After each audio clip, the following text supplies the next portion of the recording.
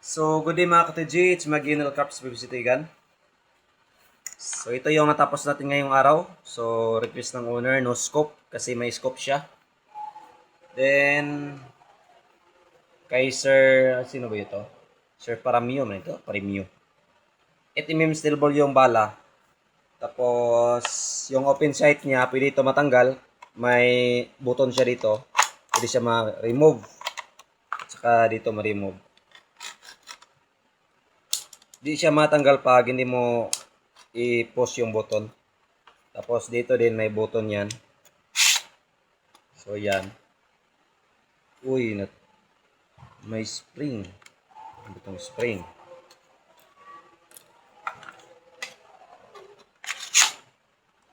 So yan o. Then dito magtanggal ng sirens. Oh, sirens. Magazine.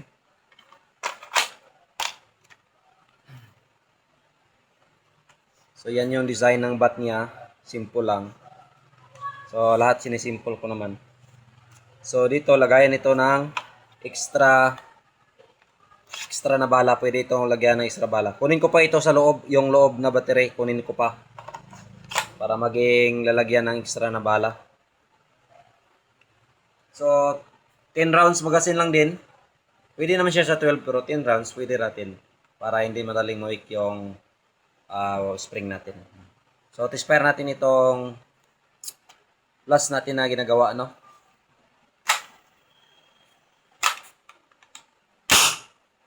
So itong kasahan pala, may metal na sa loob kaya matibay po siya kahit ganyan mo talaga. Kahit lakasan mo. Then ito, sinasabay ko sa kasahan. Pagkasa, matik mag-open yan para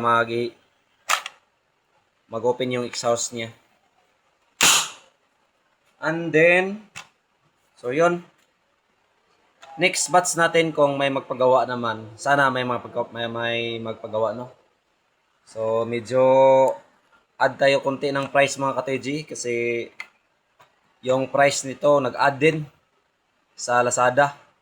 Itong price nito sa ER15. So nag-add sila, no? Kaya mag-add din tayo ng price kasi para hindi tayo lugi. Then yun nga, imbis na medyo mura na yung mga gasolina or diesel. Parang nagmahal sila. Iwan ko. Bakit nagmahal yung diesel blaster sa Lazada? Yung ganito, ER15 design. So nagmahal sila. Yung una 113, ngayon nasa 15 na. Depende if may vouchers ka. Yung una pwede ka makakuha ng 11, 12. Ngayon, 1.3, 1.5, ganyan. Mahal na talaga. And then, no scope pala yung pinili ng customer na unit. Kasi may scope siguro siya, no? Then, dalawang butin canister. Sirens din na 3. So, yung bat niya may rubber dito para hindi masakit sa balikat. Tsaka, yung lock pala dito, may lock dito. At saka dalawang lock dito. Para po matibay, hindi siya alog-alog. Then, removable barrel po ito mga bossing. So, removable barrel, no?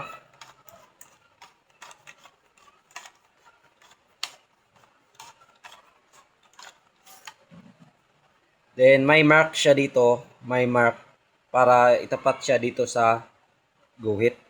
Para pag zero nyo sa scope, so pag itanggalin nyo yung barrel, di na siya magalaw or ma-disalign. So, matanggal lang nito mga bossing. Ito lang talaga sa unit. Saka itong mga parts niya, ganyan, magazine. Pero itong barrel, barrel, chamber, naka-fix na po ito dito. At saka, dito sa, pwede ito na matanggal pero, ayun, pwede naman matanggal siya. Ito, pwede naman matanggal yung cover. Saka yung takip sa loob, sa bunganga ng chamber natin.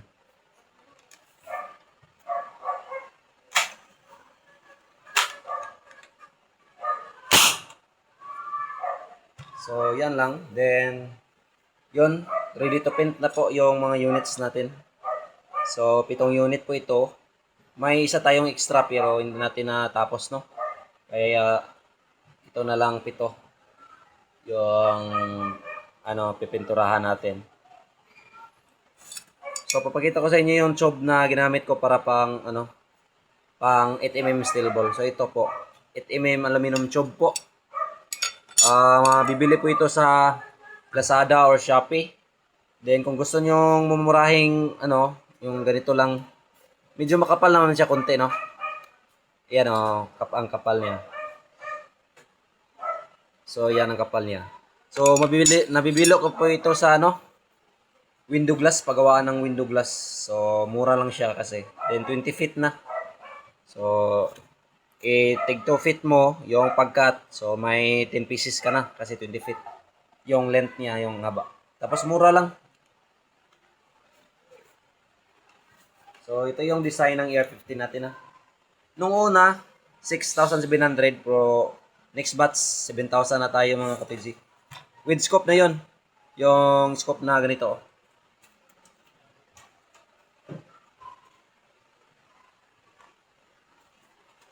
So, yung scope na ganito mga ka-TG, 3x9x40. So, ito, set na po siya. Pwede siya, 7,000 talaga. Next batch, kasi yon sinasabi ko na medyo mahal na po yung gel blasters. And then, pwede tayo sa ibang colors, yung khaki color, pwede tayo doon.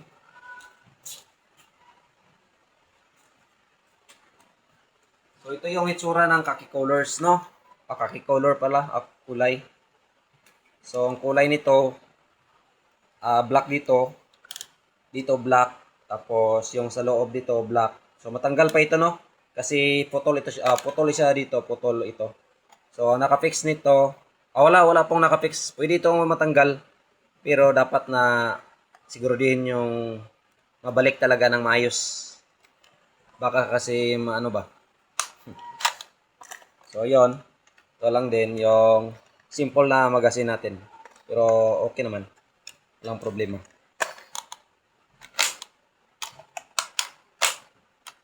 And then, pagkasa nito, uy!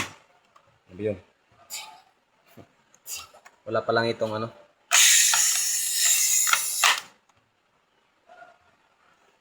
So, wala siyang yung adapter ng sirens. So, hindi siya pwede.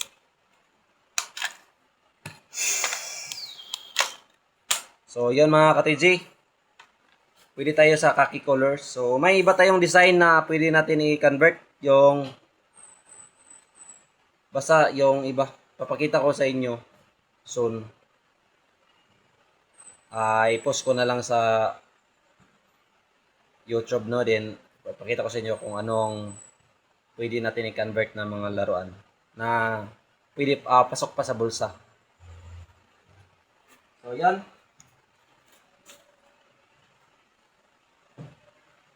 So, ready to paint na dito. Bukas, i-paint natin. Review muna. First review, then pagkatapos ma-review lahat, okay na. Okay na yung daloy ng bala. Then, ready to paint na. So, i-paint na natin. Pagkatapos i-paint, i-zero na natin. Then, mag-video tayo every T-Spire po with target every unit. So, yun. Then mga ka-TG, may binibinta kong mga bat. So, bat ito ng ER15. So, ito. Ang isa nito, ibubinta ko ng with buffer tube na siya. So, buffer tube niya, nylon mid din siya. So, ibinta ko tayo siguro ng 400 kasama na shipping. O kung madami yung kukunin nyo, so mas makamura kayo. Buffer tube. Year 15 na So, yung haba talaga nito is 10 inches po. Lahat. Gikan hanggang dito, dulo to dulo, 10 inches. Yung pwede niya yung i-adjust.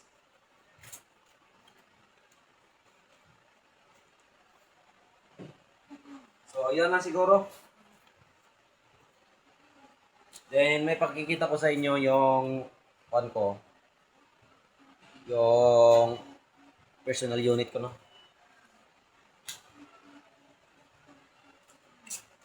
So, itong personal unit ko, may nagtatanong kung pwede ba tayong gumagawa ng ganito. So, pwede naman siguro, pero medyo mahal na talaga. Kasi iba talaga yung price nito. Yung price nito sa Lazada pa lang, nasa mga 2,300 to 2,500. So, ito lang, no? Ito ang body niya. Tapos, yon medyo mahal na siya. At tapos i-convert pa natin ng 2 PVC toy gun. So, need talaga na siya ng scope, no? Kasi hindi tayo makatama pag walang scope. Kaya need talaga siya ng scope. Kaya yon medyo mahal talaga. So, talagang mapurma po yung tapos ang malaki po siya, din mahaba.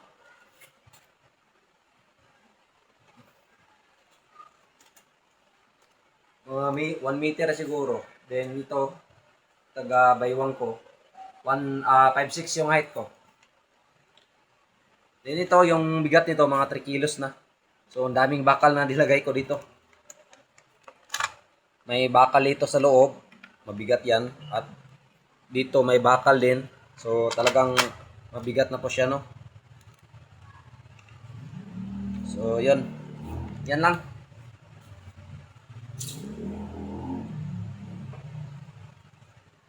So, sa gustong magpagawa, message lang kayo, no? Ilagay ko yung FB account ko sa comment section. So, first na nag-comment, aking account po yan sa FB. Aking account po yan sa YouTube ko. Tapos, may ilalagay akong FB account ko sa FB account ko. Tapos, doon na lang kayo mag-message para ma-entertain ko kayo. Kasi lahat po nang nagmi-message sa akin sa FB, ini-entertain ko. Wala akong nilalagpasan. So, yan lang. So, ito pala yung extra magazine ko sa personal unit ko. Extra magazine yan. Yung Pidgeolin yung bala doon. So, yan na mga ka-TJ. So, salamat sa panonood, no? Then, bukas, review na natin. Then, video na din tayo ulit. Then, pag-tispire. Salamat!